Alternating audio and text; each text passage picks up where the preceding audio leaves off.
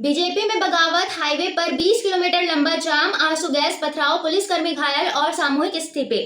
मध्य प्रदेश के दतिया में आखिर ऐसा क्या हुआ कि अपनी ही पार्टी के कार्यकर्ता सड़क पर उतर आए? देखिए पूरी रिपोर्ट। नमस्कार, आप देख रहे हैं आरएनएस न्यूज और मैं हूं भूमिका साहू।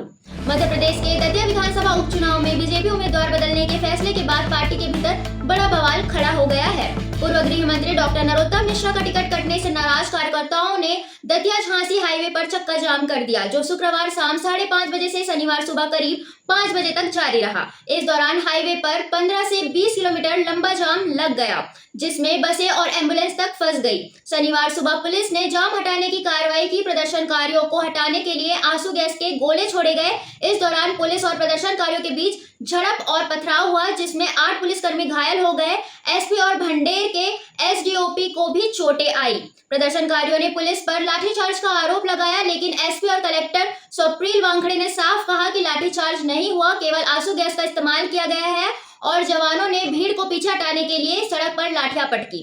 कलेक्टर के मुताबिक उपद्रवियों ने 5 से 6 ट्रकों के शीशे तोड़ दिए, कुछ वाहनों को पलट दिया, आग लगाने की कोशिश की। एसडीओपी की गाड़ी का शीशा तोड़ दिया और एक पुलिस वाहन भी पलट दिया। हालात को देखते हुए मुरैना से 2 अतिरिक्त कंपनियां, एक क्यूआरएफ और सीआरपीएफ की कंपनियां बुलाने की प्रक्रिया शुरू कर दी गई है। इधर बीजेपी के जिला अध्यक्ष रघुवीर सिंह कुशवाहा ने इस फैसले के विरोध में अपने पदाधिकारियों, जिला पंचायत अध्यक्ष, नगर पालिका प्रतिनिधियों, मंडल अध्यक्षों और 291 बूथ अध्यक्षों के साथ सामूहिक इस्तीफा देने का ऐलान कर दिया है। उनका कहना है कि अगर 24 घंटे के भीतर डॉक्टर नरोत्तम मिश्रा को प्रत्याशी नहीं बनाया गया तो वे पार्टी की प्राथमिक सदस्यता से भी इस्तीफा देकर आंदोलन तेज करेंगे। फिलहाल बीजेपी ने आशुतोष तिवारी को उम्मीदवार बनाया है, लेकिन दतिया में बढ़ता विरोध पार्टी के लिए उपचुनाव से पहले बड़ी चुनौती बन गया है। अब सभी की नजर पार्टी नेतृत्व के अगले फैसले पर टिकी है। घटनाक्रम ये है कि कल शाम लगभग 5:30 से 6 के बीच में चक्का जाम लग गया था। उसके बाद सुबह 5 बजे तक लगातार चक्का जाम रहा। चक्का जाम के कारण, ये 11 घंटे के चक्का जाम के कारण लगभग 15 से 20 किलोमीटर ये जाम हो गया, जिसमें बहुत सारी बसेस, एम्बुलेंस फंस गई थी और सभी को बहुत दिक्कतें हो रही थी। बसेस में बहुत सारे महिलाएं और बच्चे भी फंसे हुए थे।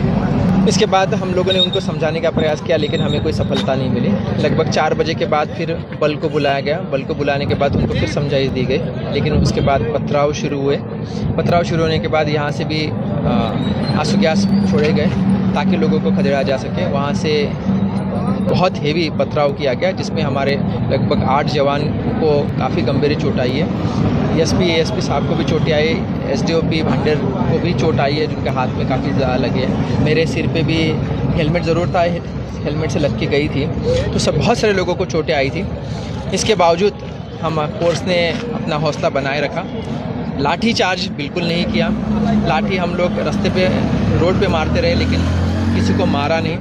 और लेकिन उसके बाद जब हमने आंसू गैस छोड़े तो सभी के सभी अंदर कार्यालय के अंदर चले गए। उसके बाद हमने फिर से एक बार मौका दिया कि एक एक करके वो घर जा सकते हैं। हम लोग कोई कार्रवाई नहीं चाहते, लेकिन 5-5, 6-6 के ग्रुप में बाहर ना निकलें। अगर 5-5, 6 के ग्रुप में निकलेंगे, फिर से चक्का जाम करने की संभावना अगर बनती है तो हम लोग, शासन तैयार है। शासन ने क्लियर निर्देश दिए कि हम लोग शांति बनाए रखना चाहते हैं। आप अकेले अकेले घर जाना चाहते हैं तो हमें कोई भी दिक्कत नहीं है। इसमें एक चीज़ मैं और बताना चाहूँगा कि हमारे यहाँ उन्होंने, जो कार्यकर्ता थे, उन्होंने गाड़ियों को पलटा। कम से कम 5-6 ट्रक के कांच फोड़े गए। एसडीओपी साहब की गाड़ी का कांच फोड़ा गया। उसके बाद एक पुलिस की गाड़ी को उल्टा कर दिया गया, गाड़ी जलाने का भी प्रयास किया गया। तो काफ़ी भारी संख्या में नुकसान हमें हुआ है।